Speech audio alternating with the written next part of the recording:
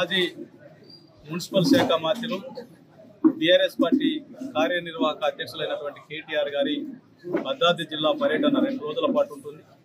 ఆ జిల్లా పర్యటనను విజయవంతం చేయాలని చెప్పేసి ఈరోజు అశ్వరావుపేట నియోజకవర్గంలో నియోజకవర్గ స్థాయి సన్నాహక సమావేశాన్ని మా మాజీ శాసనసభ్యులు మెచ్చా నాగేశ్వరరావు గారి అధ్యక్షతన నిర్వహించడం జరిగింది. దాంతో పాటు ప్రధానంగా 2 రోజుల పాటు మరి పర్యటనలో భాగంగా మొదటి విడత పర్యటన కాబట్టి జిల్లా హెడ్ క్వార్టర్ కొత్తగూడెంలో ముఖ్య కార్యకర్తల సమావేశం ఏర్పాటు చేసుకుని అక్కడి నుండి పినపాక నియోజకవర్గానికి మరి బై రోడ్డు పోయి అక్కడ పినపాక నియోజకవర్గ సమావేశం మనుగూరులో ఏర్పాటు చేస్తా ఉన్నాం. ఆ సమావేశం అనంతరం నైట్ మరి ఐటీసీలో నైట్ హాల్ట్ ఉండి తెల్లవారి పొద్దున భద్రాచలం యొక్క నియోజకవర్గ పార్టీ సమావేశంలో పాల్గొంటారని చెప్పేసి సందర్భంగా నేను తెలియజేస్తా ఉన్నా.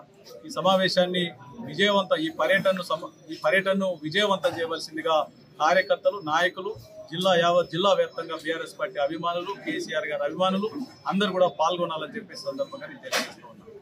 అదేవిధంగా దాంతో పాటుగా ఈ ప్రభుత్వం ఏదైతే అబద్ధపు మాయమాటలు, మోసపూరిత వాగ్దానాలు ఇచ్చి ప్రజల్ని మోసం చేసిందో, స్థానిక సంస్థల ఎన్నికలు పెట్టడానికి వెనకడుగేస్తూ కింద మీద పడుతూ లాస్ట్కి మరి ఏదే సర్పంచ్ ఎన్నికలు పెట్టడానికి ముందుకు వస్తూ ఉందో దాంట్లో కాంగ్రెస్ పార్టీకి కర్రు కాల్చి వాత పెట్టాలని చెప్పేసి జిల్లా ప్రజానికానికి నేను పిలుపునిస్తా ఉన్నాను. ఎందుకంటే రైతులు ఆ రోజు మరి 50 సంవత్సరాల గోస, మరి ఆత్మహత్యలు, పెరుగన్నంలో పురుగుల మందు వేసుకొని అన్నం తిని చనువు సాలించినటువంటి పరిస్థితులను చెల్లించినటువంటి ముఖ్యమంత్రి కేసీఆర్ గారు అన్నాడు రైతు బాగుంటేనే రాజ్యం బాగుంటుందని చెప్పేసి రైతు సంక్షేమ ప్రభుత్వంగా, రైతు పక్షపాతిగా ఆ రోజు అనేక సంక్షేమ కార్యక్రమాలు తీసుకొచ్చి ఈ ప్రపంచంలో లేనటువంటి రైతు బంధు, రైతు బీమా లాంటి పథకాలను తీసుకొచ్చి మరి పెద్ద ఎత్తున రైతుల్ని ఆదుకుంటే ఈరోజు రైతు బతుకులు అధోగతి పాలైనటువంటి పరిస్థితి మీ అందరికీ తెలుసు. రుణమాఫీ అన్నాడు, రుణమాఫీ లేదు. అట్లాగే రుణమాఫీతో పాటుగా మరి రైతులకు సంబంధించి బోనస్ ఇస్తా అన్నాడు, బోనస్ లేదు. భరోసా అన్నాడు, భరోసా లేదు. సన్నొడ్లకి గిట్టుబాటు ధర అన్నాడు, సన్నొడ్లు లేవు.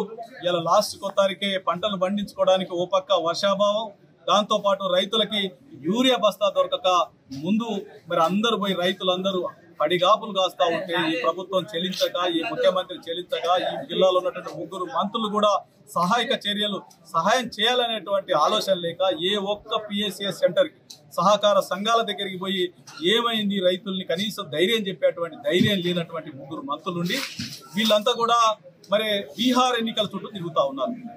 అంటే రోమ్ నగర రాజు ఆ రోజు రోమ్ నగరం తగలబడిపోతా ఉంటే పిడేలు వాయించినట్టుగా ఈ రాష్ట్రం రైతాంగం అంతా కూడా మరి గందరగోళ పరిస్థితిలో యూరియా దొరకక, ఎరువులు దొరకక ఇబ్బంది పడతా ఉంటే ఓ పక్క సిద్దిపేట గాని, కామారెడ్డి గాని, హైదరాబాద్ చుట్టుపక్కల వరదలు వస్తా ఉంటే ఈ ముఖ్యమంత్రి గాని, ఈ మంత్రులు గాని చక్కగా జల్సాలు చేస్తా ఉన్నారు తప్ప హైదరాబాద్ నుండి మరి మన అధికారిక హెలికాప్టర్ కూడా బీహార్ పట్టకపోయి బీహార్ ఎన్నికల్లో ఉపయోగించుకుంటా ఉన్నారు తప్ప లేకపోతే వీళ్ళందరూ కూడా ఎక్కడున్నారు అని చెప్పేసి రైతుల దగ్గరకు వచ్చే ధైర్యం ఉందా అని చెప్పే సందర్భంగా తెలియజేస్తా ఉన్నా. అందుకనే ఈ జిల్లా ప్రజానికాన్ని, ఓటర్ మహాశయులందరినీ కూడా కోరుతా ఉన్నా, ఏ ఎన్నిక పెట్టినా ఈ జిల్లా ప్రజానికాన్ని ఏ విధంగా మోసం చేసిర్రు, మాయ మాటలు చెప్పిర్రు, 6 గ్యారెంటీల పేరుతో 420 హామీలు ఇచ్చి ఎట్టయితే మన నట్టేట ముంచిర్రో అదే విధంగా ఈ కాంగ్రెస్ పార్టీకి ప్రజాపాలన చెప్పుకునేటువంటి గొప్ప పార్టీ అని చెప్పుకునేటువంటి నాయకులకు కర్రు కాల్చి ఓత పెట్టి బొంద పెట్టాలని చెప్పి సందర్భంగా తెలియజేసుకుంటూ సెలవు తీసుకుంటాం. తెలుగులో ఫాస్టెస్ట్ న్యూస్